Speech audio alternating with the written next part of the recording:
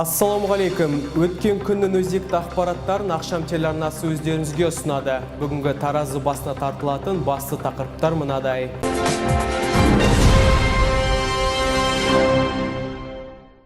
Қаламыздың тәртіп сақшылары отан қорғаушылар күнін атап өтті. Мереке барысында полиция қызметкерлері арнайы төс белгімен марапатталды. Қаламызда Ұлы Отан соғысы ардагері Түсіпбек Молаховтың құрметіне шахматтан турнир ұйымдастырылды. 7 мамыр отан қорғаушылар күніне орай қаламызда әскери патриоттық ойындардан байқау өтті. Номер 25 орта білім беретін мектебінде мәңгілік жадымызда атты акция ұйымдастырылды.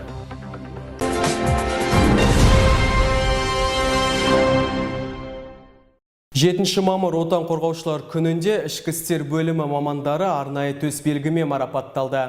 Мерекелік шара аясында полиция қызметкерлерінің құрметіне концерттік бағдарлама ұсынылды. Толығырақ Шолпан Амантайдың сюжетінде. 7 мамыр еліміздің қорғаныс қабілетінің кемелденгенін білдіретін айтулы күн. 1991 жылы 25 қазанда Қазақстан президентінің жарлығымен Қазақ КСР-ның мемлекеттік қорғаныс комитеті құрылған болатын. Ал 1992 жылдың 7 мамырында тәуелсіз елдің заңды құқықтарын негізінде мемлекет арасындағы қол жеткен келісімдерге байланысты Қазақстан Республикасының тұңғыш президенті Нұрсұлтан Назарбаевтың жарлығы шықты. Осы күннен бастап 7 мамыр отан қорғаушылар мерекесі болып аталып келеді. Сатпаевтық полицейлерде бір қатар сап түсіп мерекені бастап кетті.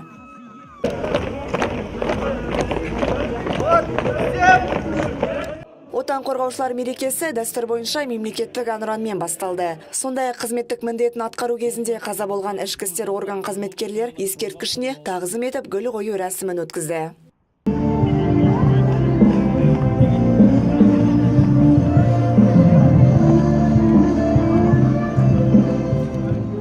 Одан соң тәртіп сақшыларын еліне адал қызмет атқарған үшін алғыс хатпен марапаттап, үздік қызметкерлерді арнайы төс белгімен марапаттады.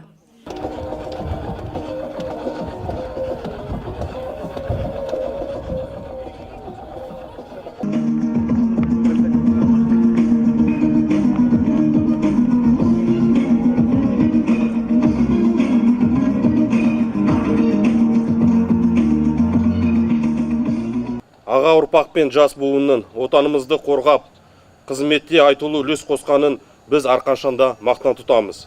Еліміздің өркендеу жолында атқарып жатқан игі қызметтеріңізге табыс, отбасыларыңызға амандық, дендеріңізге саулық, мол бақыт және бейбіт ғұмыр тілеймін.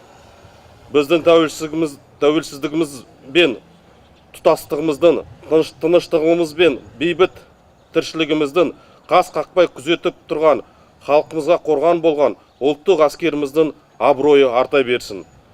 Марапаттау рәсімінен соң шара концерттік бағдарламаға ұласты. Сондай-ақ полиция қызметкерлері өзара бақтарын сынап, арқан тартысты. Айта кету керек, жыл сайын ішкі істер бөлімі айтулы мерекеде әріптестерін құттықтап, үздік мамандарды отан алдындағы ерен еңбектері үшін марапаттайды.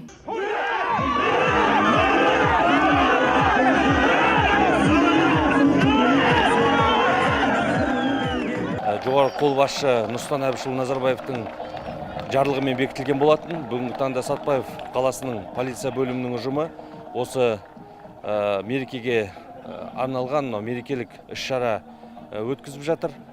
Осы мерекемен барлық отан қорғау қызметінде жүрген азаматтар мен азаматшаларды Сатпаев қаласының тұрғындарын құттықтаймыз.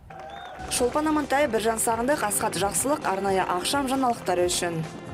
Қаламызда жеңіс күніне орай Ұлы Отан соғысының ардагері Түсіпбек Молаховты еске алу мақсатында Қазақмыс корпорациясының ардагерлер кеңесінің мүшелері арасында шахматынан турнир ұйымдастырылды. 2 күнге созылған тартысты ойынның нәтижесімен әріптесін Диана Абдықылықова бөліседі. Жерімізді қорғап, елімізге жеңіс алып келген азаматтарды құрмет тұту барлық тәуелсіз ел ұрпағының парызы. Отан үшін жанын пида еткендердің бірі Ұлы Отан соғысының ардагері, ерлігі үшін медалінің иегері Түсіпбек Молахов. Түсіпбек атамыздың құрметіне қала аумағында шахматтан турнир ұйымдастырылып, ойынның марапаттау рәсімі Сәтпаев қаласының Қазақстан спорттық сауықтыру кешенінің пресс орталығында өтті. Шараға Сәтпаев қаласы әкімінің орынбасары Айгүл Төлендина қатысып, асыл мұраны дәріптеп жүрген ойыншыларға алғысын білдірді.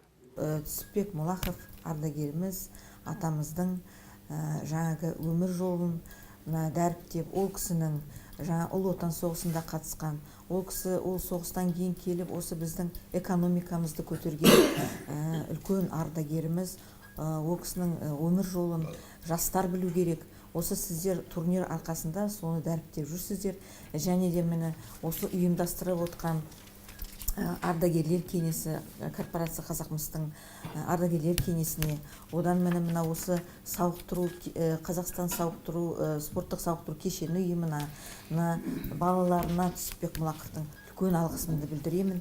Шара барысында Түсіпбек Молахов атамыздың көзін көріп, ізін басқан інісі Яхия Асатов жиналғандардың назарына әлі сиясы кетіп үлгермеген өлеңін ұсынды. Ел сенімін ақтаған, отанымды сақтаған, намысты жауға бермеген, басынан теуіп дұшпанның аяғымен таптаған Қобыланды Қыпшақ ұрпағы Түсіпбек атамен мақтанам.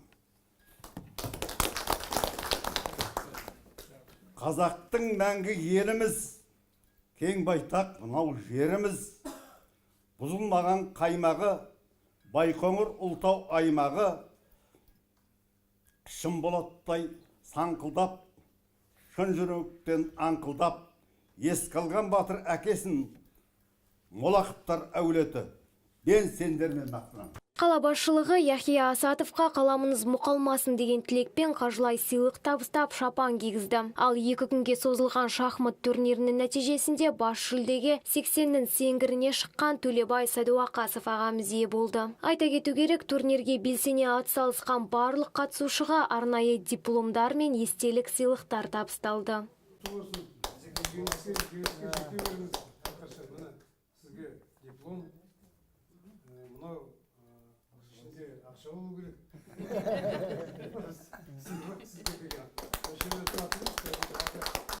Кездесу соңында ардагердің балалары мен немерелері іс-шараны ұйымдастыруға қолдау білдірген азаматтарға алғысын жеткізді. Қазіргі бейбіт өміріміз үшін қан майданда көзсіз ерлік көрсеткен Түсіпбек атамыздың жүріп өткен ерлік пен өнегеге толы жолы жадымыздан өшпек емес. Диана Абдықалықова, Аслан Әміров, арнайы ақшам жаңалықтар үшін. 7 мамыр отан қорғаушылар күніне орай кеншілер алаңында қалалық алау әскери патриоттық ойындарының сапта жүріп, ән айту түрінен байқау өткізілді.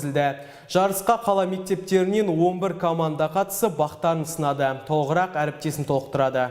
Әскери қызмет абыройлы міндет. Егемен елдің тыныштығын күзетіп, бабадан қалған қасиетті жерімізді қорғау әр сарбаздың парызы. Қазіргі таңда жастардың әскерге баруға ниеттері басым. Мәселен, Сәкен Сейфуллин атындағы 6-шы сынып оқушысы алдына қазірден әскери қызметкер болам деген мақсат қойып, арманына ақырындап қадам жасауда. Болашағымда әскери саламен байланыстырғым келеді. Өйткені әр ер азамат өзінің әскери борышын осы әскерде өтеу керек деп ойлаймын. Мен де сол әскери қызметте жұмыс жасап, генерал-майор атанғым келеді.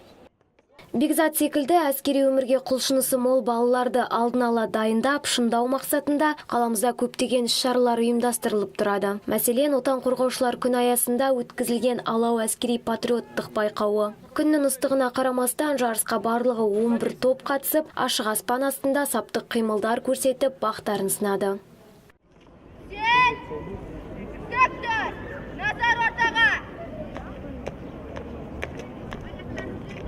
Майор мырза, бөлімше алау 7-ші мектеп сапқа тұрды. Бөлімше командирі Махмудова Дильназ.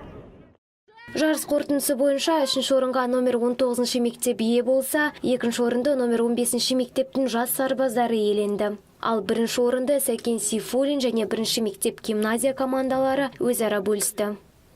Республикасының қарулы күштерінің құрылғанына 27 жыл. Ол Ұлы Отан соғысының жеңісіне 74 жыл толуына орай қалалық алау әскери патриоттық ойынның сапта жүріп ән айту түрінен бірінші орын алған үшін Закен Сейфуллин атындағы гимназия марапатталады.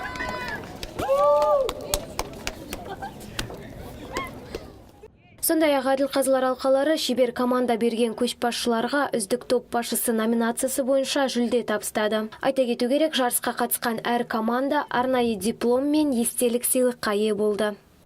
Диана Абдықалықова, Аслан Әміров, арнайы ақшам жаңалықтары үшін. Ұлы жеңістің 74 жылдығына орай номер 25 орта мектебінде мәңгілік жадымызда акциясы өтуде.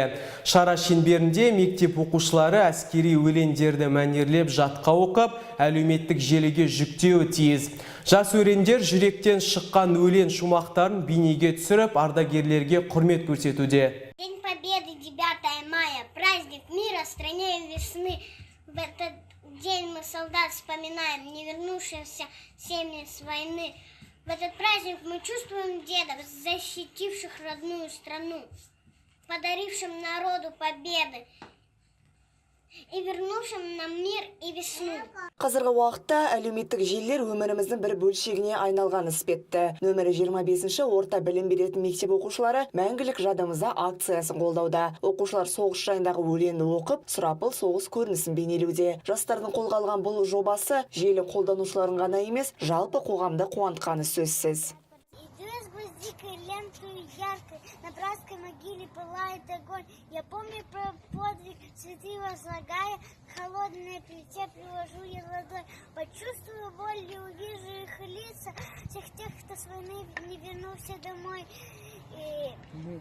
Мы помним, мы гордимся и чувствуем вас и великой страной. Надо сказать, Осы мамыр айынан бастап мәңгілік жадымызда акциясын ұйымдастырған болатынбыз. Мектеп оқушылары акцияға қызығушылық танытып, берілген тапсырманы бірден алып келді. Қазіргі жастар сұм соғыстың қасіретін білуі тиіс. Бұл бүгінгі бейбіт өмірді бағалауға көмегін тигізеді деп сенемін. Ел үшін жанын қиған сарбаздарға құрметіміз деп білемін.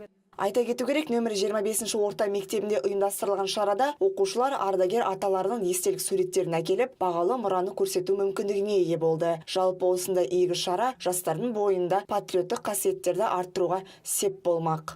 Шолпан Амантай, Аслан Әміров, арнайы ақшам жаңалықтары үшін. Бүгінге келіп түскен ақпараттар легі осындай болды. Зейін қойып тыңдағандарыңызға рахмет. Ұлттық санамыз жаңғырып, елдігіміз жасай берсін мәңгілік. Қош сау болыңыздар.